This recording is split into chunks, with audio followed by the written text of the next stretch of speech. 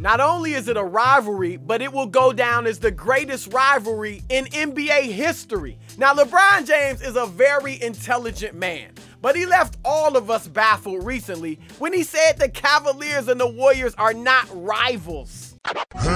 Thankfully, Golden State's Draymond Green kept it 100. Yeah, I think it's a rivalry. So, yeah. Just me, though.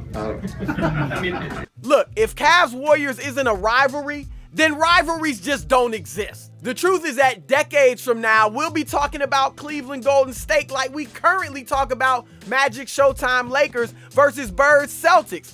I know it sounds blasphemous, but when it's all said and done, this rivalry will top Lakers Celtics and go down as the greatest NBA rivalry ever.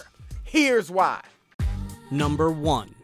Barring any major injury or catastrophe, the Cavs and Warriors will become the first teams ever to meet in 3 straight NBA Finals. Not only did the Lakers and Celtics fail to do that, but it's been nearly a century since 2 teams in any of America's 3 major sports did that. We like to romanticize the past and act as if the Lakers and Celtics were meeting every single year in the finals. But in reality, Magic and Bird only met 3 times in the finals over 12 years. 3 times, that's it! Did you hear that? And guess what? The Cavs and Warriors ain't stopping at 3 straight finals. On top of that, Magic and Bird each had other strong rivals besides one another. Magic's Lakers met Dr. J's Sixers 3 times in the finals, then played Isaiah Thomas's Pistons twice, and Bird's Celtics battled Houston twice for the title. So while the Lakers and Celtics ruled, there were other teams in the mix. Y'all must have forgot. Who in the East is knocking Cleveland from its perch in the near future? Who in the West can challenge Steph, KD, Clay, and Dre? I got a better chance of beating Zach LaVine in the dunk contest than any of the NBA's 28 other teams have of reaching the finals. I'll throw it down your throat like Barkley. The smart money is on these 2 clubs meeting 4, 5, maybe 6 straight times in the finals. Now that's a rivalry for the ages. Number 2. Like the Lakers and Celtics showdowns in the 80s, Cavs Warriors is star-studded. With Kobe Bryant tucked away in retirement, there's only one man alive who can challenge LeBron James as the face of the league. And last year, that was Steph Curry, who snatched away LeBron's title with a sizzling performance that had fans, legends, everybody referencing him with awe. The champ is here! Of course, LeBron snatched it right back with his historic finals performance. Half man, half amazing. All in all, there are 3 league MVPs between these 2 teams. In fact, it was 6 years ago that someone not playing in this rivalry last won the MVP award.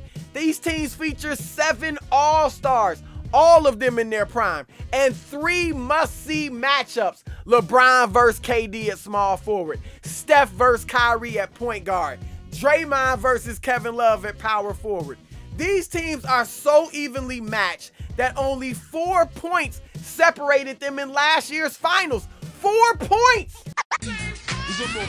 Cavs outscored the Warriors 703 to 699 over the 7 games. And that's why last year's matchup was the most watched NBA Finals since Michael Jordan's farewell trip in 1998. Number 3. Championship rings aren't the only thing at stake. With just 3 titles to this point, it's hard to imagine LeBron matching Jordan's 6. But all titles are not created equal. If LeBron beats these star-laden Warriors in the next 2 finals, I'll be ready to crown him not just the king, but the GOAT. On the other side, nothing less than a dynasty. Not 1 ring, not even 2 will suffice. Steph and Durant both gave up way too much to be just another championship team. Last season, Steph was the most popular player in the world, a 2-time reigning MVP who seemed destined to go down as the greatest small player of all time.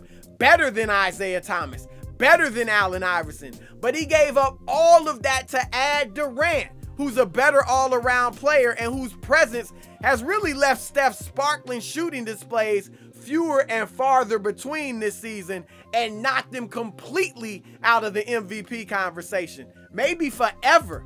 Only a fistful of rings can justify that type of loss. Racks on racks on racks. And of course, by joining the team that knocked him out of last year's Western Conference Finals, Durant sullied his reputation so thoroughly that one ring can't possibly erase the stain. Simply put, Durant needs rings galore to erase the sour taste that many get from seeing him in a Warriors uniform. Number 4. And finally, these teams genuinely do not like each other. Today we talk about Kevin McHale's clothesline takedown of Kurt Rambis as the epitome of the bad blood between the Lakers and Celtics. But the ether between the Warriors and the Cavs is even worse. Here's just a quick recap of the barbs. Draymond Green busted a freestyle rap, if that's what you want to call it, saying the Cavs suck. We won. Yeah. They suck. Yeah. Steph upset the Cavs by saying he hoped the visitors' locker room in Cleveland still smelled like victory champagne. Draymond hit LeBron where the sun don't shine and called him the B word. LeBron told me himself that's something you never call another man on the court, at least not while looking him directly in the eye. And then LeBron got his long laugh the following fall when he threw a Halloween party, had 3-1 written on the cookies, and a corpse of Steph Curry laying at the entrance to his door. Look, because of Magic and Bird, Lakers Celtics of the 80s will always be revered like no other, and rightly so. The duo catapulted the league from near dormancy when finals games were broadcast on tape delay to national prominence. There was the racial element, the fitting glamour of the Showtime Lakers of Los Angeles, and the gritty, hard-nosed, few-frills Celtics of Boston. Not to mention the fact that Irvin and Larry began their rivalry in college. But from a sheer basketball standpoint, hoop and nothing but hoop, Cleveland Golden State will go down as the best we've ever seen. And if you don't know, now you know.